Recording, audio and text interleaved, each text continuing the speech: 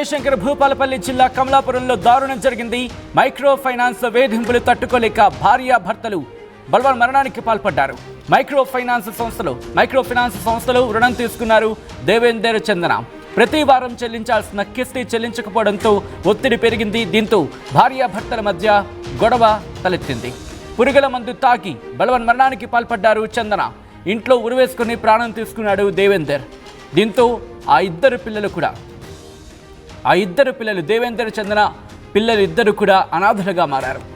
అసలు ఇంతకీ ఏం జరిగింది, ఎంత మేర అప్పు తీసుకున్నారు, ఆ తర్వాత ఏం జరిగింది, ఆ డీటెయిల్గా తెలుసుకునే ప్రయత్నం చేద్దాం. మా ప్రతినిధి వెంకటరత్నం అప్డేట్స్ అందించేందుకు సిద్ధంగా ఉన్నారు. వెంకటరత్నం, అసలు ఇంతకీ ఏం జరిగింది, ఎన్ని రోజుల నుంచి వాళ్ళకి వేధింపులు మొదలయ్యాయి, మొత్తంగా అయితే మాత్రం ఇన్వెస్టిగేషన్ ఎంతవరకు వచ్చింది, పోలీసులు ఏమంటున్నారు? సచిన్, దేశమంతా న్యూ ఇయర్ సంబరాలు జరుపుకుంటే మాత్రం ఇక్కడ భూపాలపల్లి జిల్లా కమలాపురం గ్రామానికి చెందినటువంటి ఒక ఇంట్లో మాత్రం చాలా విషాద చేయాలనుకున్నాయి. కేవలం 200 రూపాయల కిస్తీ కట్టలేక, అది వారానికి కేవలం 200 రూపాయలు కట్టలేక ఒక కుటుంబము, తల్లిదండ్రులు అదే యువ దంపతులు ఆత్మహత్య చేసుకుని తమ కన్న బిడ్డలు ఇద్దరిని కూడా అనాథలు చేశారు. అయితే ప్రస్తుతానికైతే ఇక్కడ భూపాలపల్లి జిల్లా కమలాపూర్ మండలానికి చెందినటువంటి ఇక్కడ బానోతు దేవేందర్ అలాగే చందన వీళ్ళిద్దరు భార్యాభర్తలు.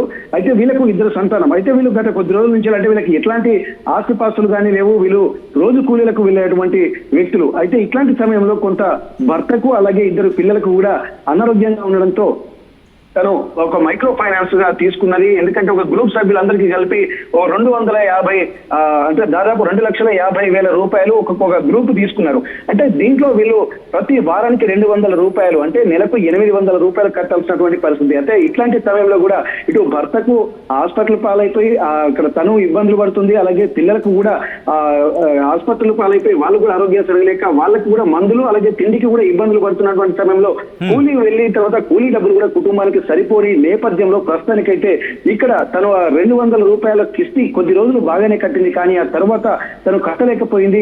దీనికి సంబంధించి కూడా భర్త అనారోగ్యంతో ఉండడంతో తను కూడా పని చేయలేకపోవడం, అలాగే పిల్లలు కూడా చదువుకుంటుండడంతో గవర్నమెంట్ పాఠశాలలో చదువుతున్నారు. కానీ భార్య మాత్రం ఒక్కటే కష్టపడుతున్నటువంటి నేపథ్యంలో ఇక్కడ 200 రూపాయలు కూడా ప్రతి వారానికి కట్టలేకపోవడమే ఇక్కడ చాలా ఇబ్బందికరంగా